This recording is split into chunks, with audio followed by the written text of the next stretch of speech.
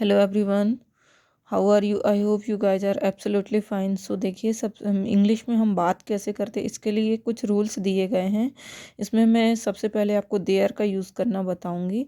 तो देखिए, जिस हिंदी वाक्य में सबसे पहले या दूसरे वाक्य के बाद मैं, पर या अंदर इसी तरह कोई भी स्थिति आगे पीछे आदि आ जाए, तब उस वाक्य का इंग्लिश में ट्रांसलेशन करते समय सबसे पहले देयर का प्रयोग करते हैं। इसके बाद ग्रामर के अनुसार वर्ब लगाकर वाक्य पूरा करते हैं।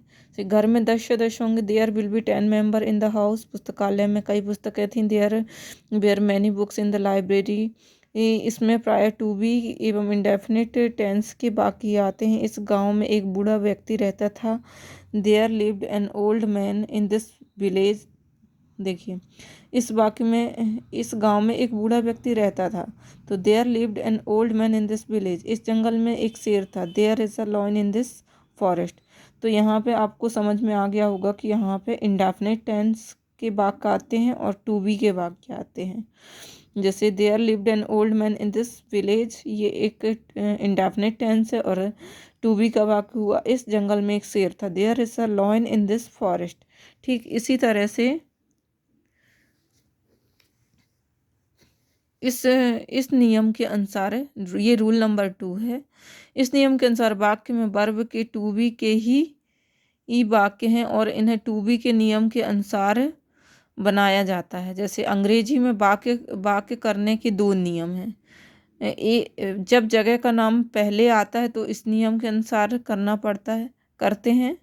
जैसे जब जगह का नाम पहले आता है तो हम देयर का यूज़ करके हम करते हैं, और जब जगह का नाम बाद में आता है तब टू बी के नियम के अनुसार करते हैं। जैसे इस गुफा में एक शेर है, तो यहाँ पे देखिए, यहाँ जगह का नाम पहले आया, गुफा। तो there is a lion in this Dan.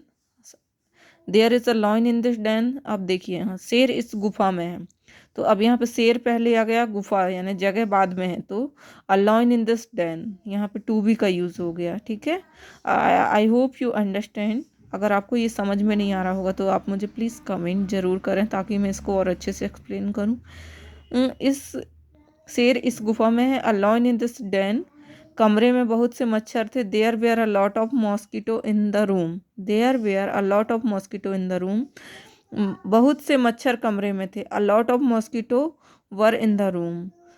देखिए, a lot of mosquito were in the room. जिस वाक्य में सब्जेक्ट नहीं होता उसमें भी देयर लगाते हैं। जैसे चिंता की कोई बात नहीं है। देखिए, यहाँ पे चिंता की कोई बात नहीं है, ये जनरल एक चिंता की कोई बात नहीं है। There is nothing to worry about. There is nothing to worry about.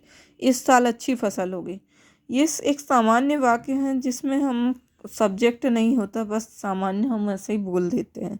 तो इस साल अच्छी फसल होगी। There will be a good crop in this year.